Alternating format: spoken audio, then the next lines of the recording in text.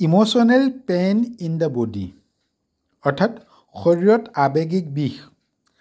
আৱেগ হ'ল ব্যক্তিয়ে জন্মসূত্ৰে লাভ কৰা বিশেষ মানসিক অনুভূতি বা প্ৰৱণতা। আৱেগে ব্যক্তিৰ আভ্যন্তৰীণ অনুভূতিমূলক প্ৰৱণতাক বহিঃপ্ৰকাশ বা বাহ্যিক প্ৰতিক্ৰিয়াশীল কাৰ্যক সূচায়। ই শাৰীৰিক উত্তেজনাপূৰ্ণ অনুভূতি জগাই তোলে। আৱেগ যিহেতু জন্মসূত্ৰে লাভ কৰা মানসিক চাহিদা, সেইবাবে প্ৰতিটো আৱেগৰ বাবে একোটা প্ৰবৃত্তিৰ প্ৰয়োজন হয়, যেনে ভয়, খং, বিৰক্তি, ঘৃণা, স্নেহ, দুখ, ক্লেশ, লালসা, কামনা, বিস্ময়, আশ্চৰ্য, উল্লাস, পৰাধীনতা, নিঃসংগতা, সৃষ্টিশীলতা, ক্ষুধা, বিনোদন ইত্যাদি।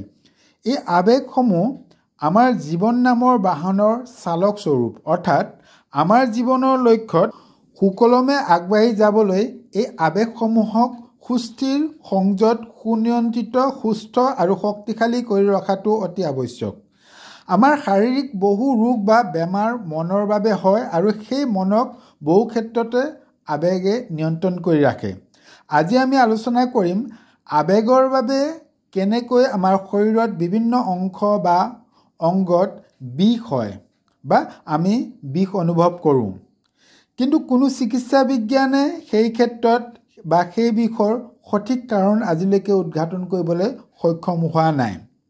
এতিয়া চাওঁ আমি আমাৰ মনৰ আৱেগিক অৱস্থাৰ কাৰণে আমাৰ শৰীৰৰ কোনটো অংশত বিষ হয় আৰু কি কাৰণে বিষ হয় সেই সম্পৰ্কে আলোচনা কৰোঁ। মূৰৰ বিষ অৰ্থাৎ মূৰৰ বিষৰ আৱেগিক কাৰণ। আনৰ দ্বাৰা প্ৰত্যাশিত হোৱা বা বিষৰ বা আনে প্ৰত্যাখ্যান কৰা, সমালোচনাৰ সন্মুখীন হোৱা, ভয় ভাৱ, নিজৰ অপৰাধবোধ বা আত্মসমালোচনা ইত্যাদিৰ বাবে মূৰৰ বিষ হয়।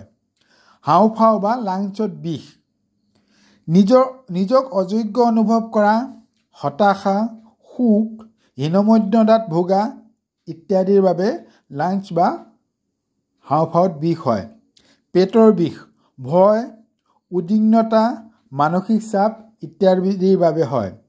তপিনাত বিষ বা কঁকালৰ তলৰ অংশত বিষ, ভয়, উদ্বিগ্নতা আৰু হতাশাৰ বাবে হয়। ডিঙিত বিষ, অনমনীয়তা, সমাযোজন কৰিব নিবিচাৰা বা নোৱাৰা, মানি ল'ব নিবিচাৰা, জেদ ভাৱ আৰু নিজৰটোকে শুদ্ধ বুলি ভবা, এইবিলাক কাৰণত ডিঙিৰ বিষ হয়। কান্ধত বিষ, মাত্ৰাধিক দায়িত্ব, অসংখ্য সমস্যাৰ সন্মুখীন হোৱা, মাত্ৰাধিক কামৰ বোজা ইত্যাদি আৱেগিক কাৰণত কান্ধত বিষ হ'ব পাৰে বা হয়। বাহু বা কঁকালৰ বিষ, পৰিৱৰ্তনৰ প্ৰতিৰোধী ধাৰণা আৰু বাস্তৱ পৰিস্থিতিৰ মাজত সাদৃশ্যহীনতা, ভবাতকৈ বিপৰীত ফল পোৱা ইত্যাদি কাৰকৰ বাবে বাহু বা কঁকালত বিষ হয়। হাতৰ বিষ, এৰি দিয়াৰ সমস্যা অৰ্থাৎ দৈহিক কাৰ্যকলাপ, অভ্যাসগত কাৰ্যকলাপ বা মানসিক কাৰ্যকলাপ এৰি দিয়াৰ বাবে যিখিনি সমস্যাৰ সৃষ্টি হয়, যাক ইংৰাজীত উইথড্ৰল চিম্পটমছ বুলি কয়, এই উইথড্ৰল চিম্পটমছৰ কাৰণে বা এৰি দিয়া ত্যাগ কৰাৰ সমস্যাৰ কাৰণে হাতৰ বিষ হয়। 9 নম্বৰ, আঁঠু বিষ, জেদী, অহংকাৰী আৰু উচ্চাত্মিকতা মনোভাৱ বা আত্মগৌৰৱবোধৰ বাবে আঁঠুৰ বিষ হয়। ভৰিত বিষ, ভীতিগ্ৰস্ততা বা ভয় খোৱা, আগুৱাই যোৱাৰ ভয়, যাব নোৱাৰাৰ ভয়, সমালোচনাৰ ভয়, উদ্বিগ্নতা ইত্যাদিৰ বাবে আঁঠুৰ বিষ হয়। গুৰুহাৰ বিষ, অনমনীয়তা, অপৰাধবোধ আৰু আকোৰগোজ মনোভাৱৰ বাবে গুৰুহাত বিষ হয়। ৰাজহাড় বা পিঠিৰ বিষ, ভয়, বিৰক্তি, নিঃসংগতা, পৰাধীনতা অনুভৱ ইত্যাদিৰ কাৰণে পিঠিৰ বিষ হ'ব পাৰে বা ৰাজহাড় বিষ হ'ব পাৰে।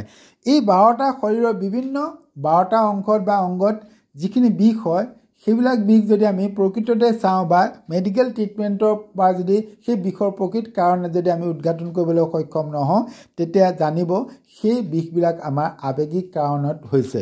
আশা কৰোঁ এই কথাখিনিৰ জৰিয়তে আপোনালোক কিঞ্চিতমান হ'লেও উপকৃত হ'ব। সকলোৰে কুশল মংগল কামনা কৰি সকলোকে ধন্যবাদ জনাইছোঁ।